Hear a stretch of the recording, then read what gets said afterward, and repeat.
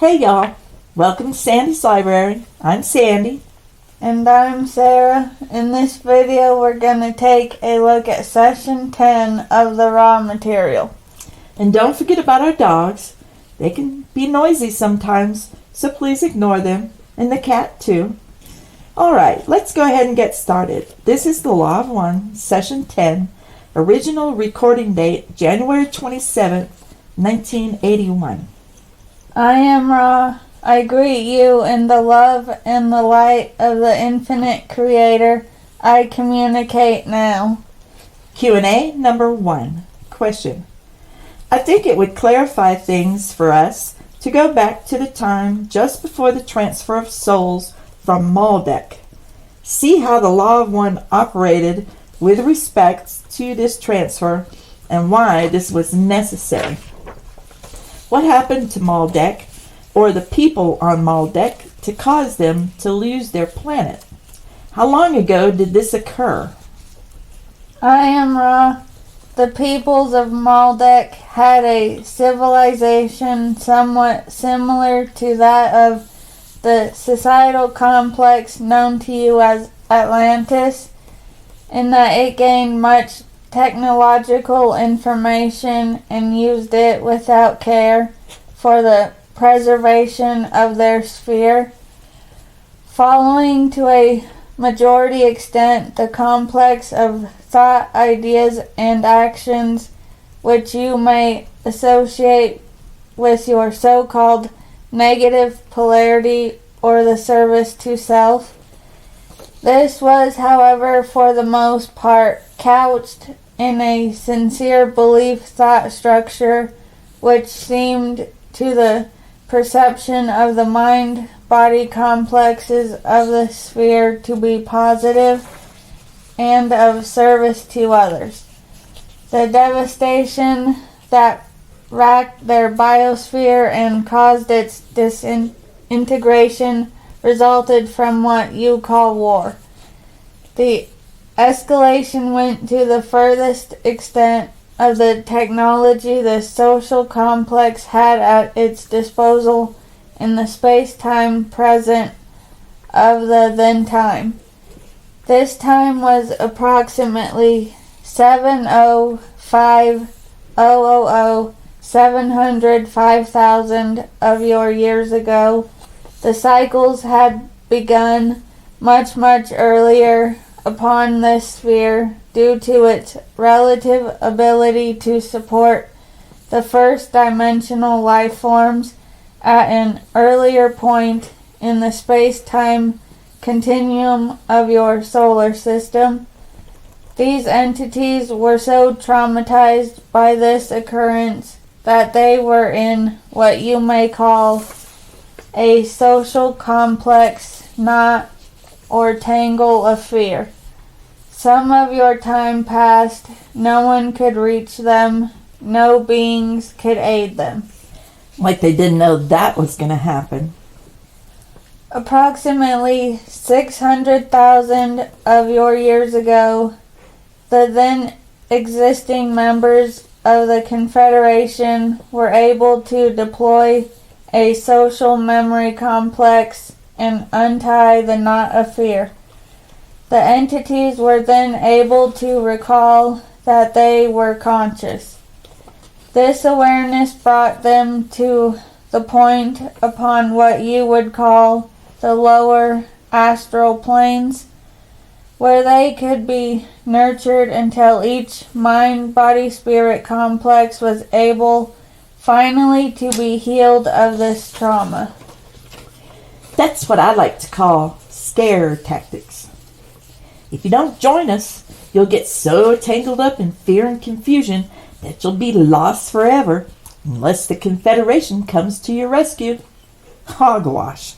And y'all, I'm not saying this didn't happen in what we perceive as the very ancient past, but it's not something that can happen again, because this would have happened when the Creator was not quite so aware of itself. But the Creator is much more aware of itself now. So, this wouldn't happen to us in the here and now. Anyway, back to Ra. To the extent that each entity was able to examine the distortions it had experienced in the previous life illusion complex. After this experience of learned teaching, the group decision was to place upon itself a type of what you may call karma alleviation. For this purpose, they came into incarnation within your planetary sphere in what were not acceptable human forms. So, whose fault was that, I wonder? Guinea pigs, I tell you. Back to you, Ra. This, then, they have been experiencing until the distortions of destruction are replaced by distortions toward the desire for a less distorted vision of service to others. Since this was the conscious decision of the great majority of those beings in the Maldek experience.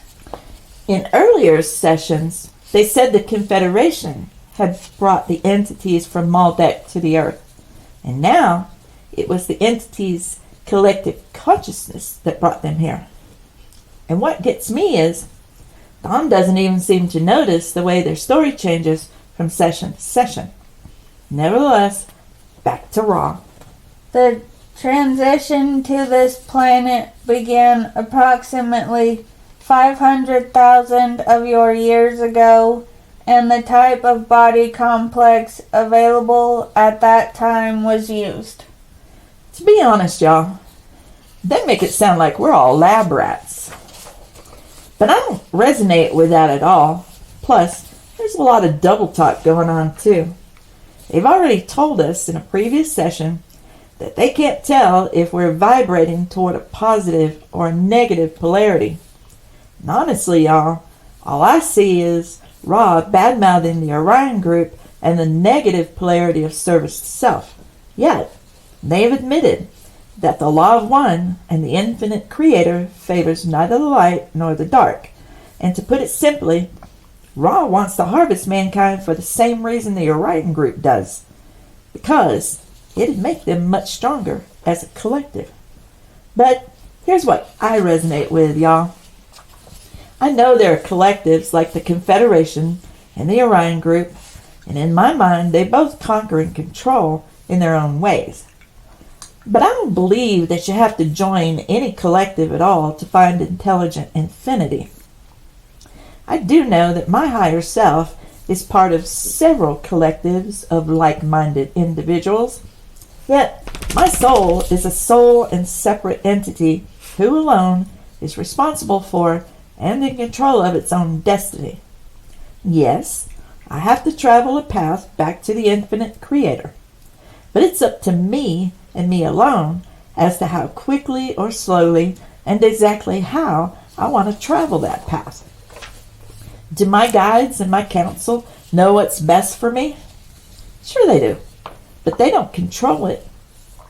They simply help me choose the best life plan for the goals that I want to accomplish.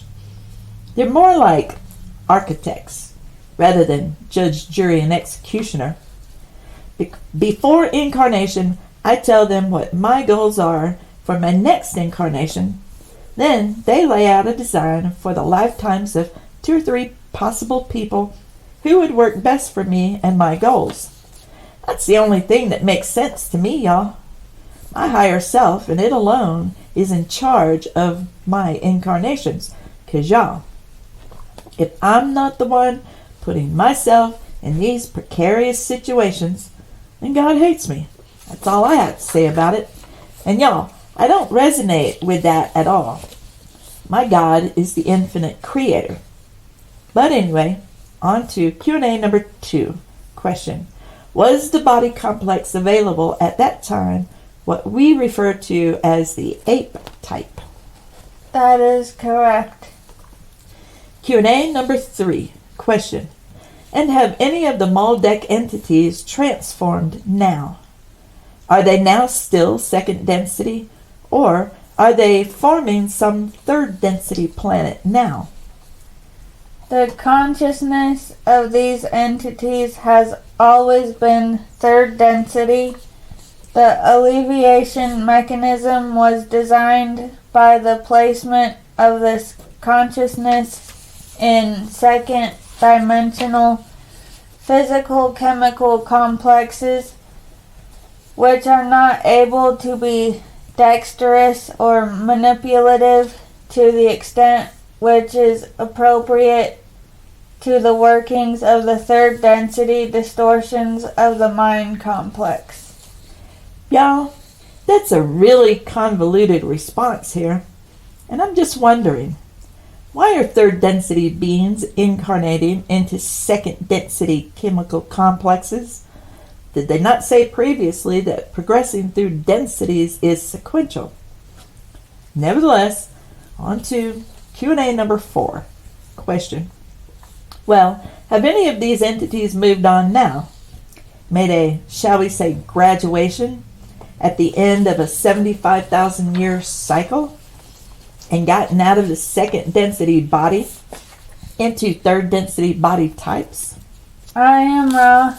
Many of these entities were able to remove the accumulation of what you call karma, thus being able to accept a third density cycle within a third density body. Most of those beings so succeeding have incarnated elsewhere in the creation for the succeeding cycle in third density. As this planet reached third density, some few of these entities became able to join the vibration of this sphere in the third density form.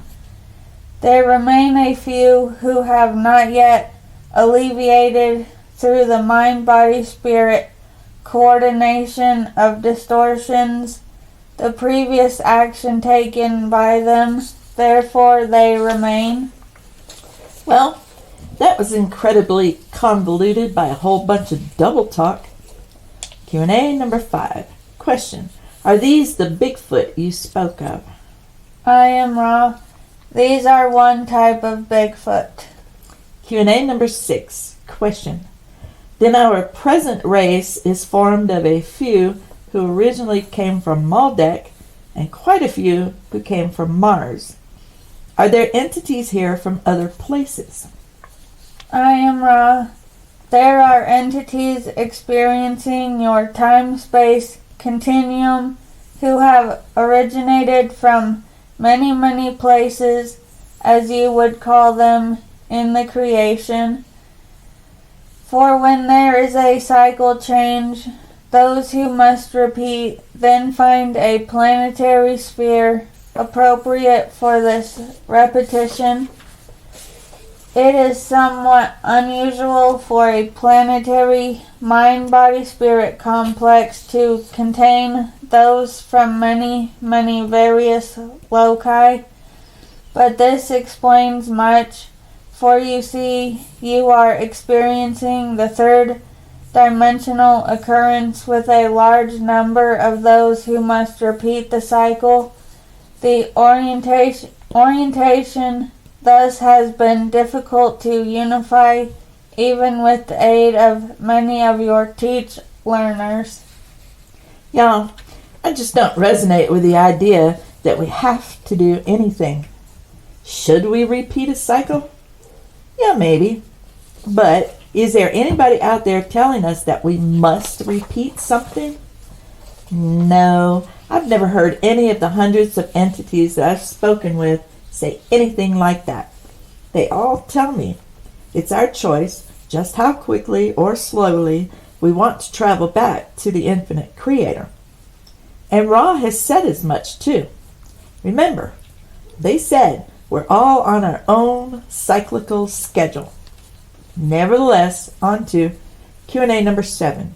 Question. When Maldek was destroyed, did all people of Maldek have the problem? Or were some advanced enough to transfer to other planets? I am Ra. In the occurrence of planetary dissolution, none escaped. For this is an action which redounds to the social complex of the planetary complex itself. None escape the knot or tangle. Not only is this misleading, but they didn't really answer Don's question. Q&A number 8. Question. Is there any danger of this happening to Earth at this time? I am Ra. We feel this evaluation of your planetary mind-body-spirit complexes, so-called future, may be less than harmless. We say only the conditions of mind exist for such development of technology and such deployment. Y'all, let's remember who gave us this technology in the first place. According to Ra, it was the Confederation. Back to you, Ra. It is the distortion of our vision understanding that the mind and spirit complexes of those of your people need orientation rather than the toys needing dismantlement. For are not all things that exist part of the Creator? Therefore, freely to choose is your honored duty. The only part of their answer that we need to pay attention to is the last bit. All things are part of the Creator, and everyone is free to choose their own path. The rest is just convoluted double talk. So, let's move on to Q&A number 9. Question. When a graduation occurs and an entity or entities move at the end of a cycle from one planet to another, by what means do they go from one planet to the other? I am Ra. In the scheme of the Creator, the first step of the mind-body-spirit totality beingness is to place its mind-body-spirit complex distortion in the proper place of love-light. This is done to ensure proper healing of the complex. Well, if we humans could do that, then we'd all live forever, now wouldn't we? Nevertheless, back to you, Ra. And eventual attunement with the totality beingness complex. This takes a very variable length of your time-space. After this is accomplished, the experience of the cycle is dissolved and filtered until only the distillation of distortions in its pure form remains. At this time, the harvested mind-body-spirit totality beingness evaluates the density needs of its beingness and chooses the more appropriate new environment for either a repetition of the cycle or a moving forward into the next cycle. This is the manner of the harvesting, guarded and watched over by many. And once again, they're telling us it's up to each individual's soul how and when we find our way to intelligent infinity. It's not up to Ra, it's not up to the Confederation, and it's certainly not up to the Orion group either, as Ra would have us believe. Q&A number 10. Question. When the entity is moved from one planet to the next, is he moved in thought or in a vehicle? And y'all know what Don's problem is, don't you? He's thinking in 3D terms while Ra is talking about things that are going on in a much higher density. On to you, Ra. I am Ra. The mind-body-spirit totality beingness is one with the Creator. There is no time-space distortion. Therefore, it is a matter of thinking the proper locus in the infinite array of time-spaces. So, I'm guessing all that mumbo-jumbo means they were transported by thought, which is an oversimplified answer, really. Nevertheless, on to Q&A number 11. Question. While an entity is incarnate in this third density at this time, he may either learn without consciously knowing what he's doing, or he may learn after he is consciously aware that he is learning in the ways of the law of one. The second way, it is possible for the entity to greatly accelerate his growth. Is not this correct? I am Ra. This is correct. Well, yes. If you choose lifetimes that are hard, such as earthbound incarnations, then yes, you can accelerate your growth. Q&A number 12. Question. Then, although many entities are not aware of this, what they really desire is to accelerate their growth. And it is their job to discover this while incarnate. Is it correct that they can accelerate their growth much more while incarnate in third density than in between incarnations of this density? I am Ra. This is correct. We shall attempt to speak upon this concept. Y'all, while it's true that we do make better progress by incarnating rather than sticking around the safety of the spirit world, I just don't resonate with the idea that our job while incarnate is to find intelligent infinity. We are here for the physical experience of it all. And the infinite creator doesn't care what we do so long as we do something. But anyway, back to you, Ra. The law of one has as one of its primal distortions the free will distortion. Thus, each entity is free to accept, reject, or ignore the mind-body-spirit complexes about it and ignore the creation itself. Yep, I completely agree with that. There are many among your social memory complex distortion who at this time-space engage daily, as you would put it, in the working upon the law of one in one of its primal distortions, that is the ways of love. However, if this same entity, being biased from the depths of its mind-body-spirit complex towards love light, were then to accept responsibility for each moment of the time-space accumulation of present moments available to it, such an entity can empower its progress in much the same way as we described the empowering of the call of your social complex distortion to the Confederation. Ra does have a unique spin on things, and they had me right up until they suggested that their way is the right way. Look, they've already told us the law of one and intelligent infinity is available to anyone who seeks it, not just the Confederation. Q&A number 13. Question. Would you state in a little different way how you empower this call? I am Ra. We understand you to speak now of our previous information. The call begins with 1. This call is equal to infinity and is not, as you would say, counted. It is the cornerstone. The second call is added.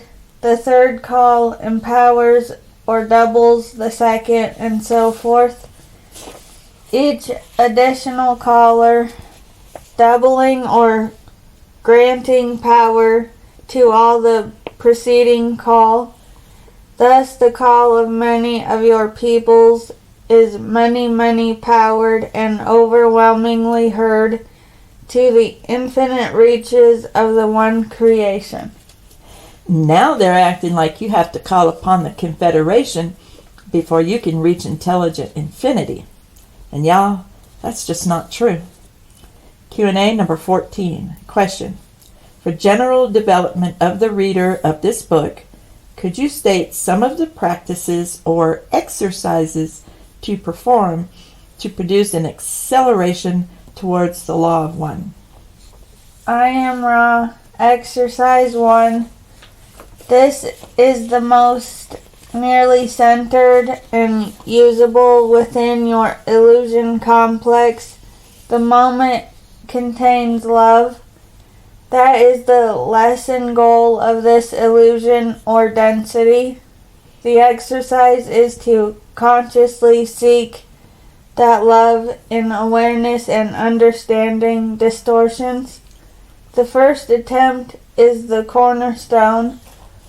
Upon this choosing rests the remainder of the life experience of an entity.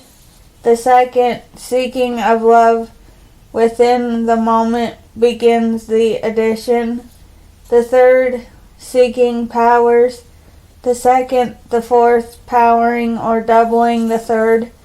As with the previous type of empowerment, there will be some loss of power due to flaws within the seeking in the distortion of insincerity. Wait a minute. There are no flaws within any seeking of intelligent infinity, y'all. They've already told us numerous times there is no right or wrong way to reach intelligent infinity. And this is one of the things that makes me distrust Ra and their motives. Nevertheless, back to you, Ra. However, the conscious statement of self to self of the desire to seek love is so central an act of will that, as before, the loss of power due to this friction is inconsequential. Exercise 2. The universe is one being. When a mind-body-spirit complex views another mind-body-spirit complex, see the Creator. This is an helpful exercise. Well, that may be what they're supposed to be doing, but it ain't what we're supposed to be doing. We're supposed to be living out individual experiences so the infinite Creator can get to know itself. That's the infinite Creator's one and only goal, to get to know itself. But anyway, let's hear the rest of Ra's exercises. Exercise 3. Gaze within a mirror. See the Creator. Exercise 4. Gaze at the creation which lies about the mind-body-spirit complex of each entity. See the Creator. The foundation or prerequisite of these exercises is a predilection towards what may be called meditation, contemplation, or prayer. Hey, I meditate, and I talk to numerous entities regularly, but I've never had to do none of that shit to sink into a meditative state either. Nevertheless, back to you, Ra. With this attitude, these exercises can be processed. Without it, the data will not sink down into the roots of the tree of mind, thus enabling and ennobling the body and touching the spirit. Hogwash. What is the point of sending us down here into this 3D existence with our memory veiled if all we're supposed to do is remember that we're all one? That is not what we're supposed to be doing, y'all. While incarnated on Earth, we're supposed to be living individual experiences. Each one of us living our own separate lives is the only way the infinite Creator can get to know itself. And like I said before, that's the infinite Creator's one and only goal, to get to know itself. Q&A number 15. Question. I was wondering about the advent of the civilization called Atlantis and Lemuria. The way these civilizations occurred and where did they come from? And y'all, there's an inaudible bit here before Don ends the question with the word civilizations. I am Ra. This is the last question of this work. The civilizations of Atlantis and Lemuria were not one but two. Let us look first at the Mu entities. They were beings of a somewhat primitive nature, but those who had very advanced spiritual distortions. The civilization was part of this cycle, experienced early within the cycle at a time of approximately 53,000 of your years ago. It was an helpful and harmless place which was washed beneath the ocean during a readjustment of your sphere's tectonic plates through no action of their own. It was an helpful and harmless place, yet it was still destroyed by a cataclysm. Let that sink in. Back to you, Ra. They set out those who survived and reached many places in what you call Russia, North America, and South America. The Indians, of whom you have come to feel some sympathy in your social complex distortions, are the descendants of these entities. Like the other incarnates of this cycle, they came from elsewhere. However, these particular entities were largely drawn from a second density planet which had some difficulty due to the age of its sun in achieving third density life conditions. This planet was from the galaxy Deneb.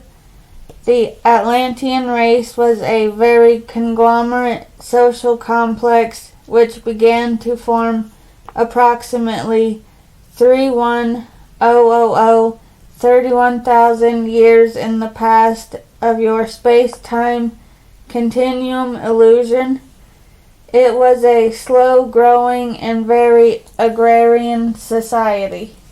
Agrarian society. Yeah, that one stumped me too. It's basically an agricultural society for those of us who aren't scholars. Back to you, Ra. Until approximately 15,000 of your years ago, it reached quickly a high technological understanding which caused it to be able to use intelligent infinity in a less informative manner. Yet, they still got there. Plus, Ra has already told us there is no right or wrong way to contact intelligent infinity. Back to you, Ra. We may add that they used intelligent energy as well, manipulating greatly the natural influxes of the indigo or pineal ray from divine or infinite energy. Thus they were able to create life forms. This they began to do instead of healing and perfecting their own mind-body-spirit complexes, turning their distortions toward what you may call the negative. I'm probably starting to sound like a broken record now, but once again, they've already told us there is no right or wrong way to intelligent infinity. Back to you, Ra. Approximately 11,000 of your years ago, the first of the what you call wars caused approximately 40% of this population to leave the density by means of disintegration of the body. Y'all know what disintegration of the body means, don't you? Think about it. Back to you, Ra. The second and most devastating of the conflicts occurred approximately 10821 10,821 years in the past, according to your illusion. This created an Earth changing configuration, and the large part of Atlantis was no more, having been inundated. 3 of the positively oriented of the Atlantean groups left this geographical locus before that devastation, placing themselves in the mountain areas of what you call Tibet, what you call Peru, and what you call Turkey. Do you have any brief questions before we close this meeting? All I can say is, they sure do speak cavalierly about the destruction of human lives. Q&A number 16. Question. Only one. Other than what we can do to make the instrument more comfortable, I have only one other question. I would like to have brief information of the word you use, galaxy. I am Ra. We use the term known to your people by the sound vibration complex galaxy. We accept that some galaxies contain one system of planetary and solar groups, others containing several.